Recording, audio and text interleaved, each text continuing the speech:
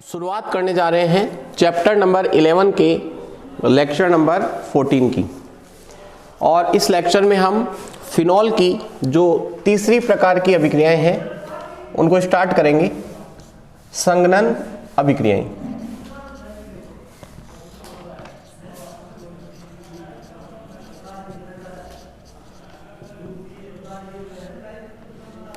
मैंने आपको बताया था कि फिनॉल तीन प्रकार की अभिक्रियाएं दर्शाते हैं। नंबर 1 फिनोलिक समूह की अभिक्रियाएं, नंबर 2 बेंजीन वलय की अभिक्रियाएं और नंबर 3 संघनन अभिक्रियाएं। और संघनन अभिक्रियाओं में नंबर 1 है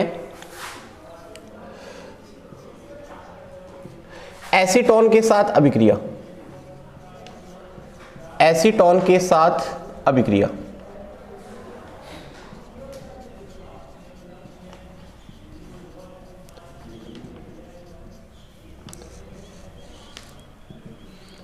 देखिएगा, फिनॉल की जब हम एसीटोन के साथ अभिक्रिया करवाते हैं तो सांद्र H2SO4 की उपस्थिति में यह अभिक्रिया करवाई जाती है। ये एसीटोन है, CH3 C double bond O CH3, ये एसीटोन है। इसकी अभिक्रिया हम करवाते हैं फिनॉल के साथ। तो फिनॉल का सूत्र हम कुछ इस प्रकार से लिख लेते हैं ताकि हम जल का अणु बाहर निकाल सकें। तो ये फिनॉल है और इस अभिक्रिया में आपको फिनॉल के 2 अणु काम में लेने होते हैं। तो ये भी क्या है, फिनॉल।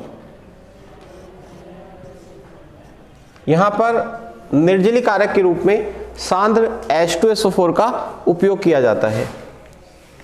तो यहां पे हम लिखेंगे सांद्र H2SO4।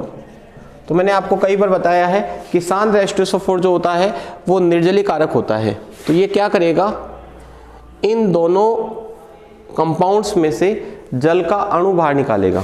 तो यहां से ऑक्सीजन, यहां से H और यहां से H। तो बताओ जल का अणु बाहर निकल गया। तो यहां पे हम लिख देंगे -H2O। -H2O का मतलब है जल का अणु बाहर निकल जाएगा और ये जो भाग बच गया वो फिनॉल के दोनों अणुओं के साथ जुड़ जाएगा और एक कंपाउंड बनेगा जिसे हम कहेंगे बिसफिनॉल A। तो ये हमने लिख लिया CH3 C CH3 और ये जो C है वो इसके साथ और इसके साथ डायरेक्टली जुड़ जाएगा। तो बताओ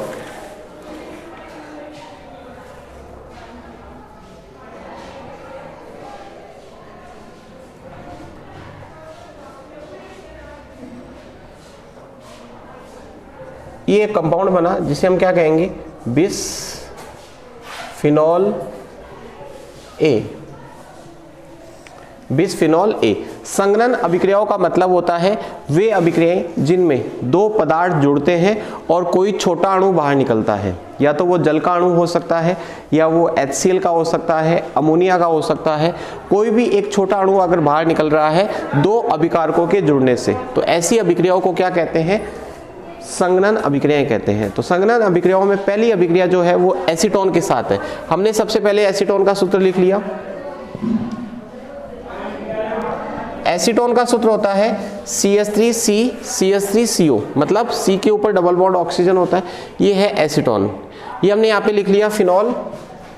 और फिनॉल को आपको कुछ इस प्रकार से लिखना है ताकि ये दोनों हाइड्रोजन इस ऑक्सीजन के साथ जल के अणु के रूप में आप इस प्रकार से निकाल सको।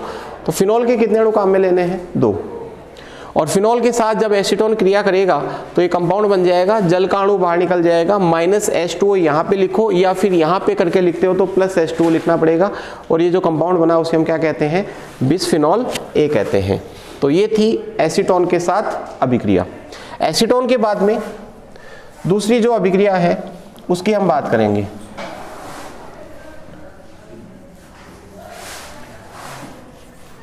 दूसरी अभिक्रिया है number 2 benzene diazonium. Benzene diazonium लवण के साथ, बेंजीन डाई एजोनियम लवण के साथ। और इस अभिक्रिया को हम युग्मन अभिक्रिया भी कहते हैं। और यह अभिक्रिया पार्ट नंबर 13 में वापस से रिपीट होगी। पार्ट नंबर 13 में भी आप इस अभिक्रिया को पढ़ते हो। बेंजीन डाई एजोनियम लवण के साथ अभिक्रिया, और अभिक्रिया को क्या कहा जाता है? युग्मन अभिक्रिया कहा जाता है। तो कई बार आपसे एग्जाम में ये भी पूछ लिया जाता है कि युग्मन अभिक्रिया क्या होती है, युग्मन अभिक्रिया क्या होती है। तो युग्मन अभिक्रिया का मतलब है कि फिनॉल की अभिक्रिया बेंजीन डाई एजोनियम लवण के साथ करवाना, या एनिलीन की अभिक्रिया बेंजीन डाइएजोनियम लवण के साथ करवाना। फिनॉल और बेंजीन में एक ही चीज का अंतर होता है, फिनॉल में OH होता है और एनिलीन में OH के स्थान पर NH2 होता है। क्या होता है? NH2। और बेंजीन डाई एजोनियम लवण का सूत्र आप चैप्टर नंबर 10 में पढ़ चुके हो। ये बेंजीन डाइएजोनियम लवण होता है, ये बेंजीन हो गई, ये हो गया डाई एजोनियम N2+, और ये हो गया Cl-, इसे कहते हैं बेंजीन डाइएजोनियम लवण। और इसके साथ हमें किसकी अभिक्रिया करवानी है? फिनॉल की। और इसकी अभिक्रिया फिनॉल के साथ करवाने के लिए हम इसको हॉरिजॉन्टल बनाएंगे, क्षैतिज बनाएंगे, मतलब इसको थोड़ा घुमा के बनाएंगे ताकि हम रिएक्शन आसानी से लिख सके। तो इसको मैं इस प्रकार भी लिख सकता हूं, ये बेंजीन हो गई,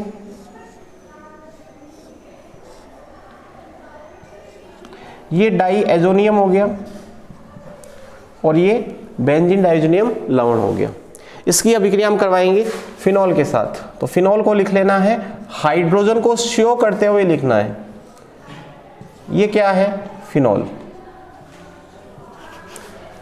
इसका हाइड्रोजन बाहर निकाल के रखना है ताकि आप यहां से Cl और यहां से क्या निकाल पाओ? H। तो HCl बाहर निकल जाएगा,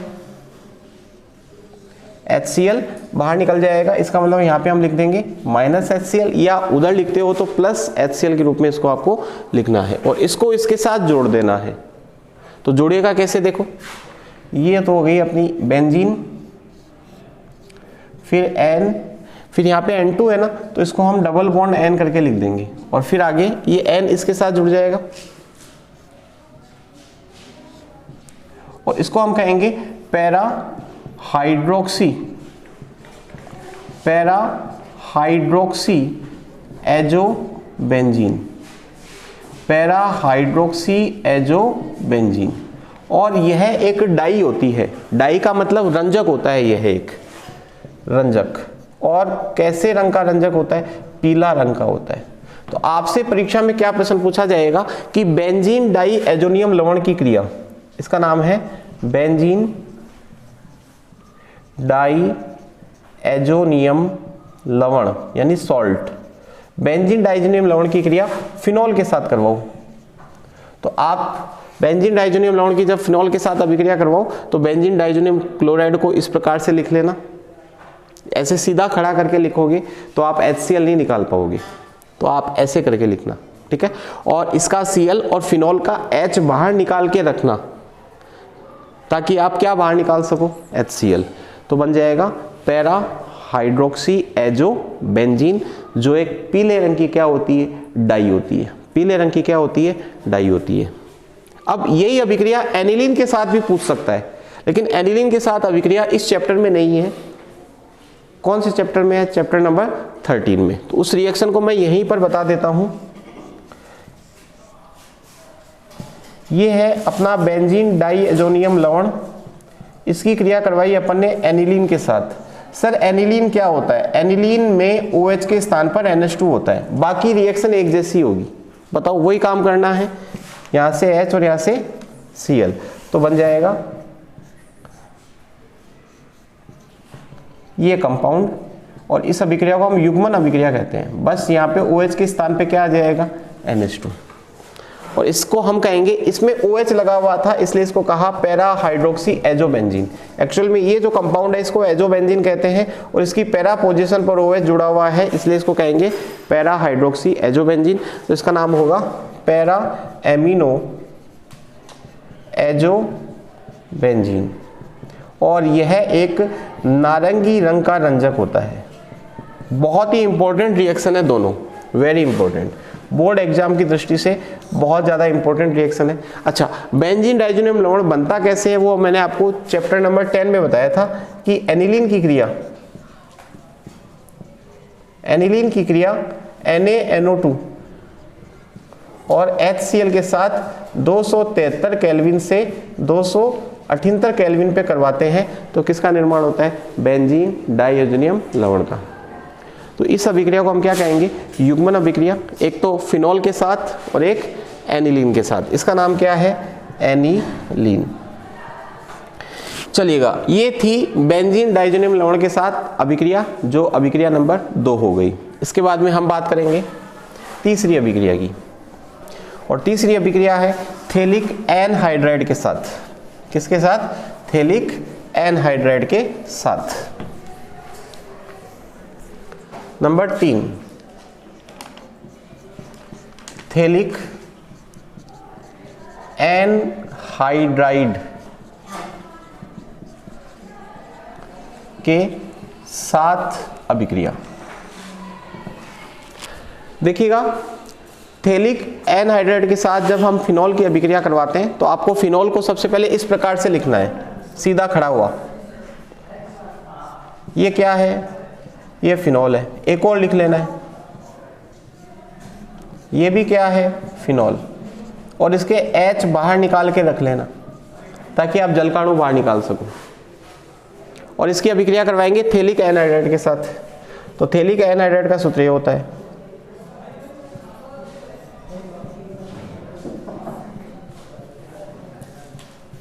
ये किसका सूत्र है, थेलिक एनहाइड्राइड का। ये फिनॉल हो गया, फिनॉल के 2 अणु लेने हैं और एक क्या लेना है, थेलिक एनहाइड्राइड, और जलकाणु निकाल देना है बस। इस प्रकार से सेट करके लिखोगे तो जलकाणु निकल जाएगा। और जब भी जलकाणु निकालते हैं तो निर्जलीय कारक हमें आवश्यक होता है सांद्र H2SO4। तो बस अब इस कार्बन को इसके साथ और इसके साथ जोड़ देना है, तो ये अपना बन जाएगा फिनोफ्लिन। तो ये OH,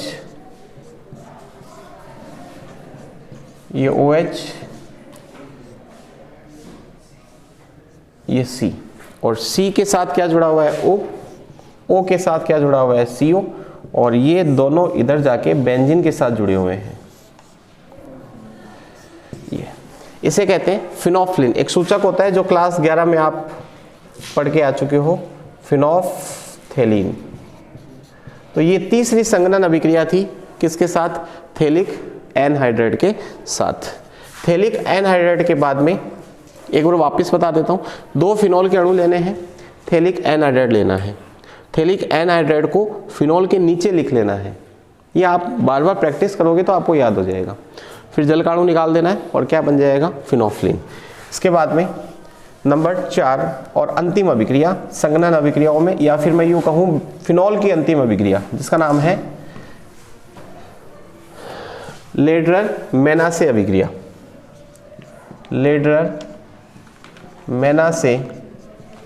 अभिक्रिया, यह अभिक्रिया बहुलक वाले चैप्टर में वापस से आती है, लेकिन बहुलक वाला चैप्टर आपके सिलेबस में हटा लिया गया है, इसलिए इतनी इंपॉर्टेंट रिएक्शन नहीं है, लेकिन इस चैप्टर में दे रखी है तो आपको पता होनी चाहिए।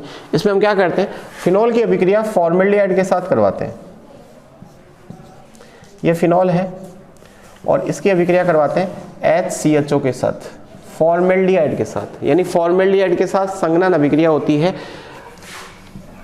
माध्यम या तो अम्लीय रखा जाता है या माध्यम रखा जाता है क्षारीय।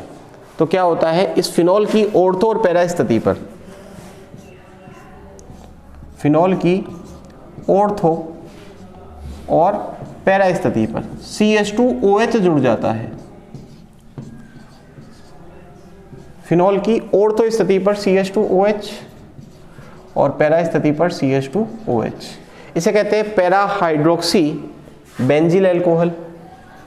पैरा हाइड्रोक्सी बेंजिल एल्कोहल, और इसे कहते हैं ortho hydroxy benzyl alcohol. Para hydroxy benzyl alcohol, और उसे क्या कहते हैं, इसे कहते हैं ऑर्थो हाइड्रोक्सी बेंजिल एल्कोहल, इसे कहते हैं पैरा हाइड्रोक्सी बेंजिल एल्कोहल।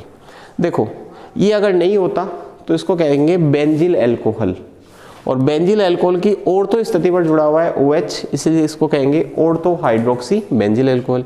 ये नहीं होता तब इसे कहते हैं बेंजिल एल्कोहल, और बेंजिल एल्कोहल की पैरा स्थिति पर OH जुड़ा हुआ है, इसलिए इसको कहेंगे पैरा हाइड्रोक्सी बेंजिल एल्कोहल। तो इस अभिक्रिया का क्या नाम था, लेडरर-मैनासे अभिक्रिया।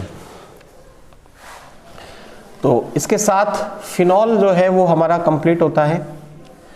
फिनॉल की इतनी रिएक्शंस आपको याद रखनी है, जिसमें से कौन कौन सी इंपॉर्टेंट है वो मैंने साथ साथ में आपको बताई है। फिनॉल के बाद इस चैप्टर में हमारा जो अगला टॉपिक है वो है ईथर।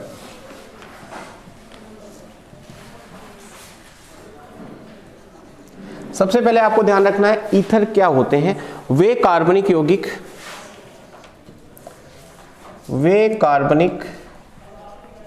यौगिक जिनमें द्विसंयोजी ऑक्सीजन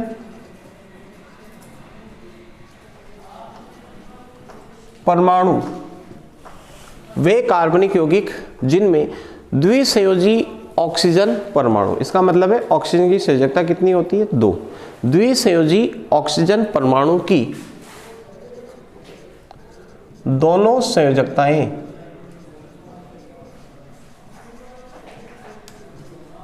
द्विसंयोजी ऑक्सीजन परमाणु की दोनों संयोजकताएं एल्किल अथवा एरिल समूहों से पूरी होती है, ईथर कहलाते हैं। परिभाषा आपसे एग्जाम में नहीं पूछी जाती, लेकिन कंपाउंड को जानने के लिए हमें उसकी परिभाषा जानना आवश्यक है। वे कार्बनिक यौगिक जिनमें ऑक्सीजन परमाणु की दोनों संयोजकताएं या तो एल्किल समूहों से पूरी होगी या एरिल समूह से पूरी होगी या एल्किल और एरिल दोनों से होगी, ऐसे कार्बनिक यौगिक क्या कहलाते हैं? ईथर। जैसे ये हमारा ऑक्सीजन है, अब इसकी दो संयोजकताएं फ्री है, तो या तो आप यहाँ पे R लगाओगे और यहाँ पर भी R लगाओगे, तो ये ईथर है, या फिर आप यहाँ पर R लगाओगे और यहाँ पर R डैश लगाओगे, तो इसे हम कहेंगे मिश्रित ईथर। ये है सरल ईथर। दोनों तरफ एक जैसे समूह हो तब तो सरल ईथर, और दोनों तरफ अलग अलग प्रकार के समूह हो तो मिश्रित ईथर। या फिर दोनों तरफ आप AR लगाओगे, AR का मतलब फेनिल समूह C6H5, या फिर एक तरफ R होगा और एक तरफ क्या होगा? AR।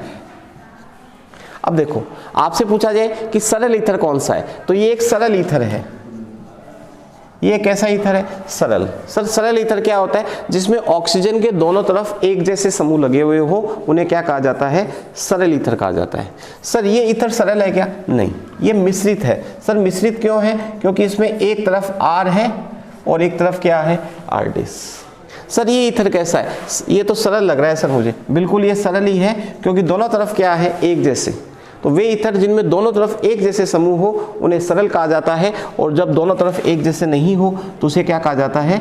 मिश्रित। तो आपसे एग्जाम में पूछा जा सकता है किसी एक सरल ईथर का उदाहरण लिखो, उसका रूढ़ नाम लिखो, सामान्य नाम लिखो, उसका IUPAC नाम लिखो। अब R क्या होता है? एल्किल समूह होता है, तो इसका उदाहरण क्या होगा? जैसे मैंने एक तरफ CH3 लगा दिया और दूसरी तरफ भी क्या लगा दिया? CH3। इसको कहते हैं डाईमेथिल ईथर।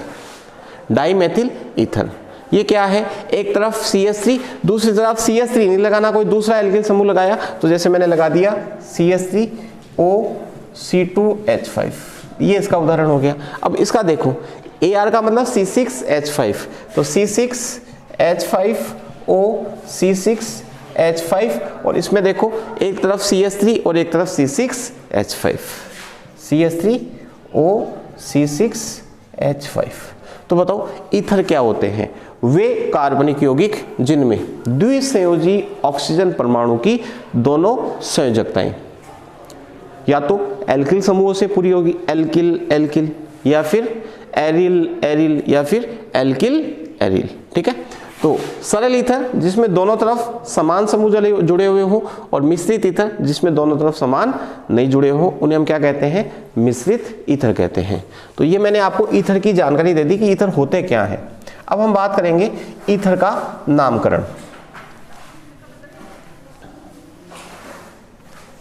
ईथर का नामकरण,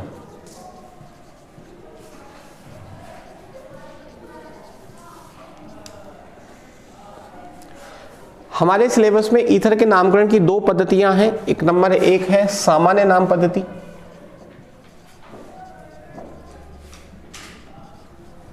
और दूसरी है IUPAC पद्धति। सामान्य नाम पद्धति को रूढ़ पद्धति भी कहा जाता है और IUPAC पद्धति को IUPAC पद्धति कहते हैं। हम दोनों पद्धतियों को सीखेंगे। सामान्य नाम पद्धति में किसी ईथर का नामकरण डाई एल्किल ईथर के रूप में किया जाता है, डाई एल्किल ईथर के रूप में किया जाता है, या फिर एल्किल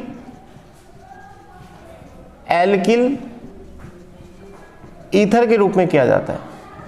ये वाला तरीका कब काम में लेंगे? जब दोनों तरफ एल्किल समूह समान हो। अब जब दोनों तरफ समान नहीं हो तो फिर हम एल्किल बोलेंगे अंग्रेजी वर्णमाला में, जैसे एथिल मैथिल ईथर।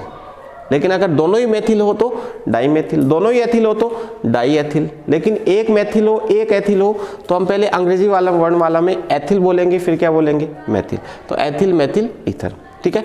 तो डाई एल्किल ईथर या एल्किल ईथर या diphenyl ether, diphenyl ether. Diphenyl ether कब बोला जाएगा? जब दोनों तरफ एरिल समूह लगे हुए हो C6H5, या फिर एल्किल एरिल ईथर। इसमें एक तरफ मेथिल एथिल आएगा और एक तरफ एरिल की जगह फेनिल आ जाएगा, ठीक है। तो अभी एग्जांपल लेंगे तो उसमें आपको समझ में आएगा। और IUPAC पद्धति में एल्कोक्सी एल्केन कहा जाता है। IUPAC पद्धति में ईथर को क्या कहते हैं? Alkoxy alkane. तो ये ईथर के नामकरण के मैंने आपको तरीके बताए। अब अपन एग्जांपल्स लेंगे तब हमें ये बात समझ में आएगी। तो एक बार मैं इसको मिटा देता हूँ, क्योंकि इसको ध्यान रखने से आप नाम नहीं लिख पाओगे, कंपाउंड को देखने के बाद आपको पता चलेगा। IUPAC पद्धति में क्या कहा जाता है? Alkoxy alkane. और सामान्य नाम पद्धति में डाई एल्किल ईथर या alkyl ether, alkyl aryl ether, diaryl ether. वो डिपेंड करेगा कंपाउंड के फॉर्मूले के ऊपर। तो आपकी बुक के जो एग्जांपल्स हैं उनके ऊपर अपन चर्चा करेंगे। देखो, नंबर एक है CH3OCH3, नंबर दो है CH3OCH2CH3, नंबर तीन है CH3OCH2CH2CH3, और नंबर चार है CH3OCH3CH3, और नंबर पाँच है CH3CH2OCH2CH3, और नंबर छः है C6H5OCH3।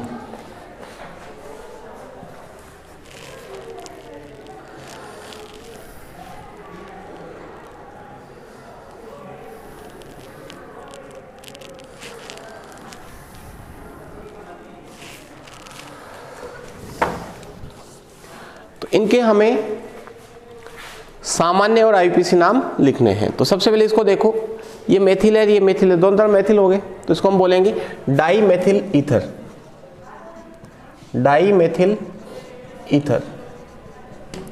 अब इसमें देखो, ये तो मेथिल है और ये एथिल है, तो डाई लगा ही नहीं सकते। डाई कब लगाएंगे? जब दोनों तरफ समान हो। दोनों तरफ समान तो डाई बोल देंगे, लेकिन दोनों तरफ समान नहीं हो तो फिर इसका नाम लिखो और इसका लिखो। इसको मेथिल कहते हैं, इसको एथिल कहते हैं। और ई पहले आता है कि एम ई पहले आता है, तो ethyl methyl ether, ethyl methyl ether. ये मेथिल है और ये प्रोपिल है, तो एम पहले आता है कि पी? एम पहले आता है कि पी? एम आता है पहले, तो मेथिल। और ये प्रोपिल भी कौन सा है? एन प्रोपिल है, तो मेथिल एन प्रोपिल ईथर। आपकी बुक में एन नहीं लगा हुआ है, उसमें लगा लेना, मेथिल एन प्रोपिल ईथर। उसके बाद में इसको देखो, ये मेथिल है और ये आइसोप्रोपिल है, ये मेथिल है और ये आइसोप्रोपिल है, तो नाम हो जाएगा methyl isopropyl ether, methyl isopropyl ether.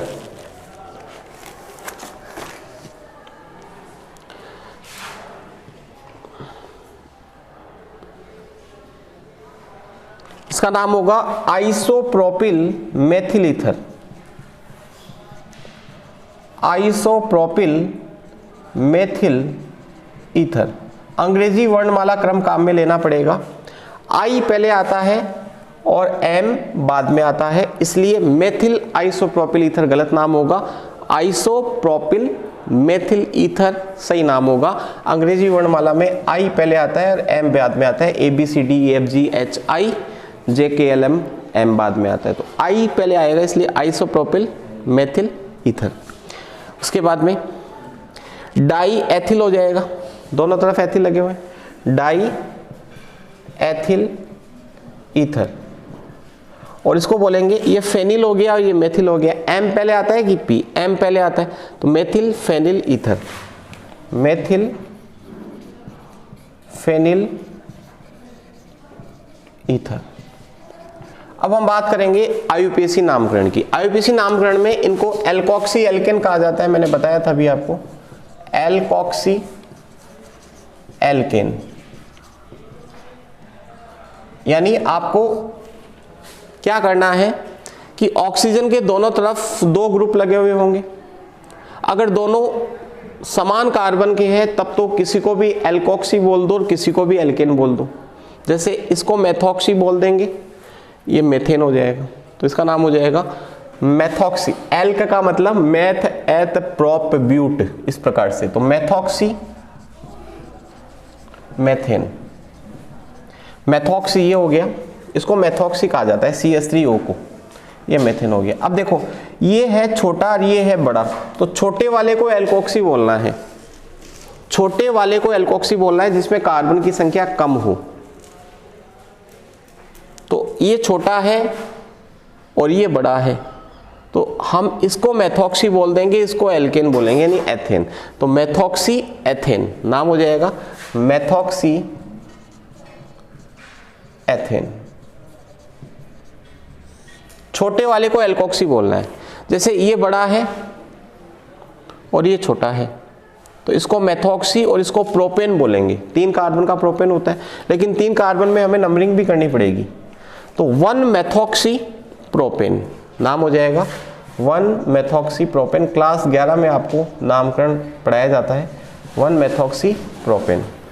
अब इसको देखो, ये छोटा है और ये बड़ा है, तो छोटे वाले को एल्कोक्सी बोलना है और इसका नंबरिंग करना है 1, 2 और 3, तो 2 नंबर पे मेथॉक्सी लगा हुआ है, तो 2 मेथॉक्सी प्रोपेन, 2 मेथॉक्सी प्रोपेन। इसको देखो, ये भी 2 कार्बन का और ये भी 2 कार्बन का, तो किसी को भी एल्कोक्सी बोल दो, किसी को भी एल्केन बोल दो, तो इसको एल्कोक्सी यानी ethoxy ethane, ethoxy ethane.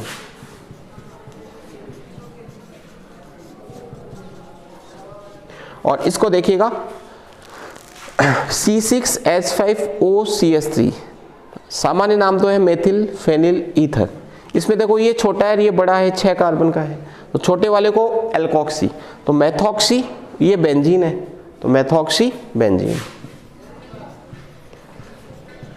Methoxy benzene. तो इसी के साथ आज हमने ईथर का नामकरण, ईथर को भी शुरू कर दिया। ईथर का नामकरण हमारा क्या हो चुका है, कंप्लीट। कल हम पढ़ेंगे ईथर को बनाने की विधियां और ईथर की रासायनिक अभिक्रिया, और कल ये चैप्टर संभवतः पूरा हो जाएगा। धन्यवाद।